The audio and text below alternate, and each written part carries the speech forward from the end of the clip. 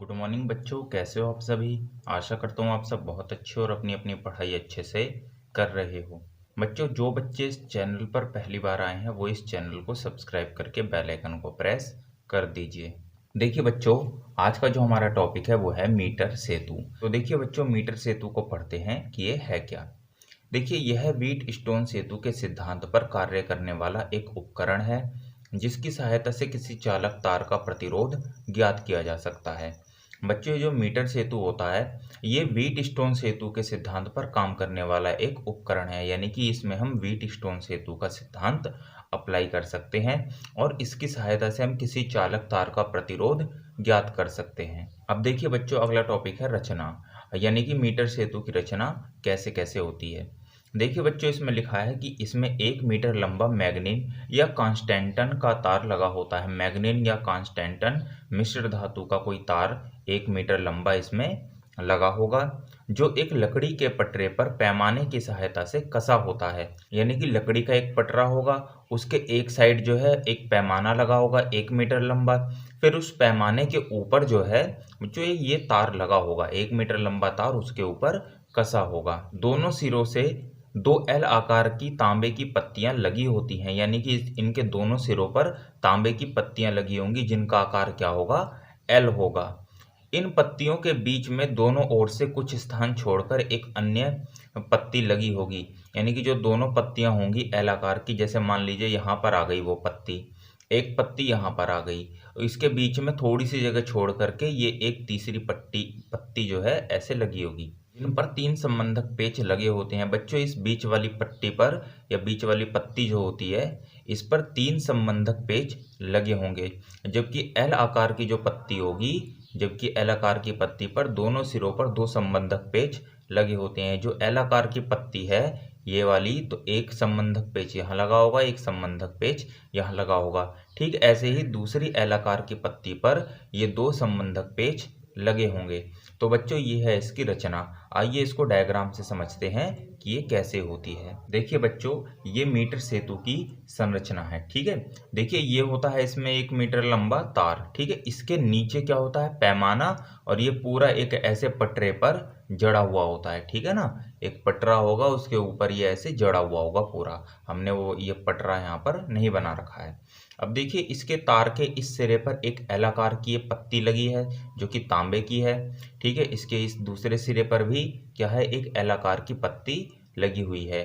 ठीक है, देखिए बच्चों, ये और ये 2 संबंधक पेच इसमें लगे होते हैं और इसमें भी ये 2 संबंधक पेच लगे होंगे। जब आप इस उपकरण को देखोगे तो आप ये देखोगे कि ये जो तार जहाँ से कसा हुआ है इसी के ऊपर ही संबंधक पेच है। ठीक है, इसके ऊपर ही संबंधक पेच आपको मिलेगा, जबकि हमने इसे थोड़ा अलग बना रखा है तो उससे कोई फर्क ज़्यादा नहीं पड़ेगा। अब देखिए बच्चों, इन दोनों एल आकार की पत्तियों के बीच में थोड़ी सी जगह छोड़कर, देखिए थोड़ी जगह इधर छूटी है, थोड़ी जगह इधर छूटी है, और एक तीसरी पत्ती हमने रख दी है। इस पत्ती पर 3 संबंधक पेच लगे हुए हैं। तो देखिए बच्चों, ये थी इसकी संरचना। अब बच्चों, अगले टॉपिक में हम ये ज्ञात करेंगे कि हम इसकी सहायता से किसी तार का प्रतिरोध कैसे ज्ञात कर सकते हैं। तो बच्चों, उसके लिए आपको इसी डायग्राम को थोड़ा डिटेल में समझना होगा। तो देखिए बच्चों, इसके लिए हम क्या करेंगे, इस बिंदु को नाम हम सबसे पहले ए दे देते हैं और इसको नाम दे देते हैं सी। ठीक है, तो देखिए AC के एक और तो हमने क्या बना दिया, एक सेल बना दिया, एक धारा नियंत्रक और एक कुंजी, ये हमने बना दिया। मतलब कि मीटर सेतु के इस सिरे से हम एक सेल को जोड़ेंगे, फिर उससे धारा नियंत्रक को, फिर उससे कुंजी को जोड़ के बिंदु सी से जोड़ देंगे। अब देखिए बच्चों, ये जो जगह खाली पड़ी है इस बिंदु को जो है हम डी नाम दे देते हैं। ठीक है, इस बिंदु को हम डी नाम दे देते हैं। तो देखिए बच्चों, ये जो बिंदु डी है इसमें क्या होएगा, हम ए और डी के बीच में एक प्रतिरोध बॉक्स जोड़ देंगे R, और सी और डी के बीच में हम एक तार जोड़ देंगे जिसका हमें प्रतिरोध ज्ञात करना होगा। बिंदु डी से ही हम क्या जोड़ेंगे बच्चों, एक शंट युक्त धारामापी। ठीक है, ये शंट युक्त धारामापी है, इसको हम जोड़ देंगे और फिर उसको एक सर्पी कुंजी, जिसे हम जॉकी भी बोलते हैं, ये जिसे हम स्पर्श कुंजी भी बोलते हैं, उसको हम जोड़ देंगे। तो बच्चों देखिए, हम क्या करेंगे, सबसे पहले इसमें हम कोई प्रतिरोध को निकालेंगे। यहाँ से कोई प्रतिरोध निकाल देंगे जिसका मान होगा बच्चों R। इस तार का जो प्रतिरोध है उसका नाम हो जाएगा S। ठीक है, अब देखिए बच्चों हम क्या करेंगे, जब हमने प्रतिरोध बॉक्स से कोई प्रतिरोध निकाल दिया, कुंजी को हमने दबा दिया, अब हम इस स्पर्श कुंजी को तार पर धीरे धीरे आगे बढ़ाएंगे तो हमें एक ऐसी स्थिति प्राप्त हो जाएगी जहां पर धारामापी में कोई विक्षेप नहीं आएगा। बच्चों धारामापी में सुई जो होगी वो बिल्कुल जीरो पर आ जाएगी। जिस बिंदु पर सुई जीरो आ जाएगी उस बिंदु को बोलते हैं शून्य विक्षेप बिंदु, यानी कि उस बिंदु को हमने नाम दे दिया बी। डी और बी का जो विभव होगा वो बच्चों इस वक्त बराबर होगा, क्योंकि ये शून्य विक्षेप स्थिति है और धारामापी से कोई धारा नहीं जा रही। अब देखिए बच्चों हम ये मान लेते हैं कि बिंदु ए से बिंदु बी तक की जो दूरी है वो L है, तो शेष दूरी कितनी हो जाएगी 100 माइनस L। ये सेंटीमीटर में है बच्चों, ठीक है, ये L सेंटीमीटर है तो ये 100 माइनस L सेंटीमीटर हो जाएगा, चूंकि ये 1 मीटर लंबा तार है। अब देखिए बच्चों हम तार के इतने भाग का प्रतिरोध निकालेंगे जो कि P मान लेते हैं, फिर तार के इतने भाग का प्रतिरोध निकालेंगे जो कि Q मान लेते हैं, फिर हम इसमें व्हीटस्टोन सेतु की शर्त को अप्लाई करेंगे, यानी P अपॉन Q बराबर हो जाएगा R अपॉन S। अब देखिए बच्चों हम L का मान निकाल ही चुके हैं, 100 माइनस L का मान भी निकल जाएगा, चूंकि L का मान है हमारे पास। प्रतिरोध बॉक्स में से कितने ओम का प्रतिरोध निकाला गया है वो हमें पता ही है और हम इस S का मान निकाल देंगे। तो देखिए बच्चों इसमें हम क्या क्या लिखेंगे, आइए पढ़ते हैं। देखिए बच्चों टॉपिक है तार का प्रतिरोध ज्ञात करना। तो देखिए बच्चों इसको अभी अभी हमने आप लोगों को एक्सप्लेन किया है, तो देखिए इसमें क्या क्या लिखेंगे, बिल्कुल वैसा वैसा ही लिखा है जैसा जैसा हमने आपको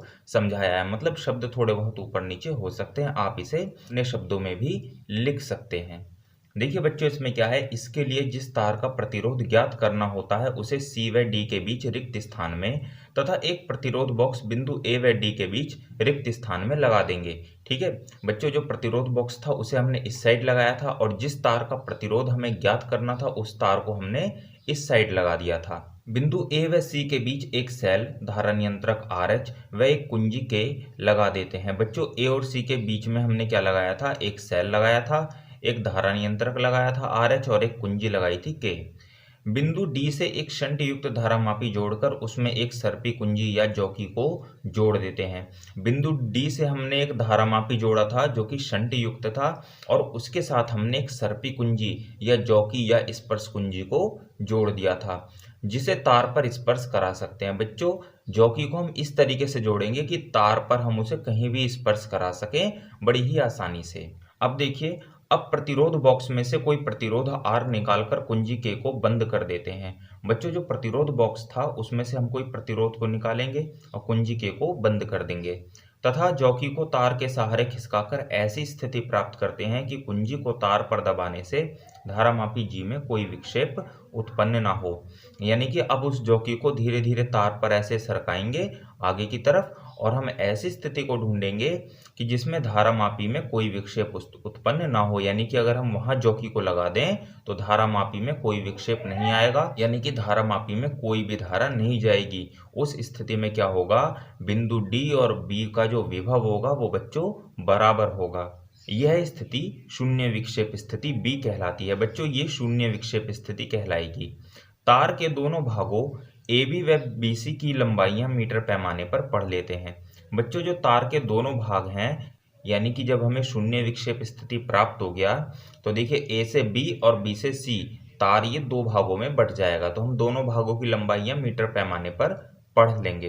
अब देखिए यदि तार के AB लंबाई का प्रतिरोध, यानी कि जो तार की AB लंबाई है उसका प्रतिरोध P तथा BC लंबाई का प्रतिरोध Q हो तो व्हीटस्टोन सेतु के सिद्धांत से बच्चों P अपॉन Q बराबर हो जाएगा R अपॉन S, जैसा कि हमने आपको डायग्राम में बताया था।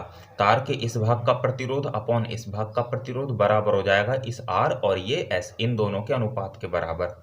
तो बच्चों इसको हम इक्वेशन 1 नाम दे देंगे।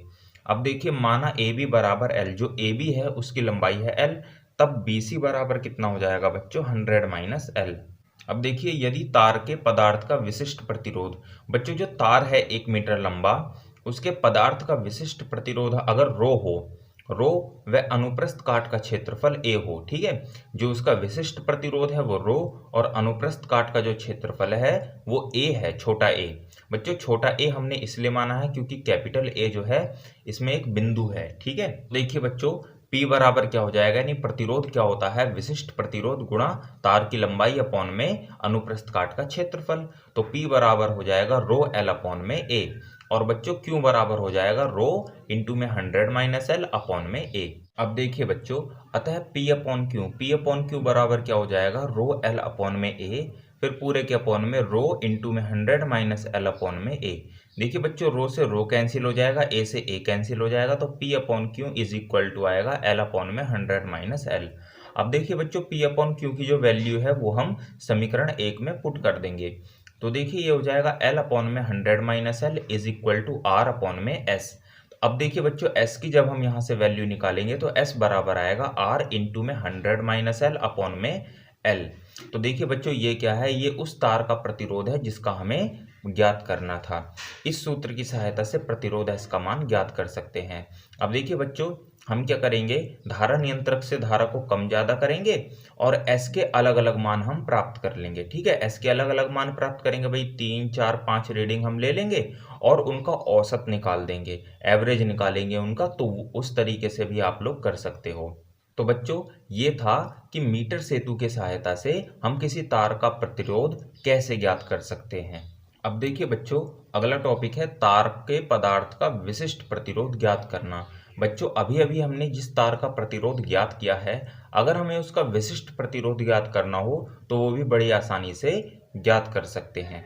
देखिए बच्चों यदि प्रायोगिक तार के पदार्थ का विशिष्ट प्रतिरोध रो डैश हो, यानी कि बच्चों जो हमने जिस तार का प्रतिरोध हमने निकाला है उसका अगर विशिष्ट प्रतिरोध, अगर उसके पदार्थ का विशिष्ट प्रतिरोध रो डैश है और अनुप्रस्थ काट का क्षेत्रफल A1 है, वह लंबाई L डैश हो, तो देखिए बच्चों उसका प्रतिरोध है S बराबर क्या हो जाएगा, rho dash L dash upon में A1। ठीक है, अब देखिए रो डैश बराबर क्या आ जाएगा बच्चों, S A1 अपॉन में L डैश। ठीक है, ये हो जाएगा उसका विशिष्ट प्रतिरोध। अब देखिए बच्चों यदि तार के अनुप्रस्थ काट का व्यास 2R हो, देखिए बच्चों अगर व्यास 2R होगा तो त्रिज्या R हो जाएगी। ठीक है, तो रो डैश बराबर क्या हो जाएगा, S इंटू में पाई आर स्क्वायर अपॉन में L डैश। ठीक है, S equal to pi R square, भाई जो क्षेत्रफल होगा अनुप्रस्थ काट का वो पाई आर स्क्वायर हो जाएगा।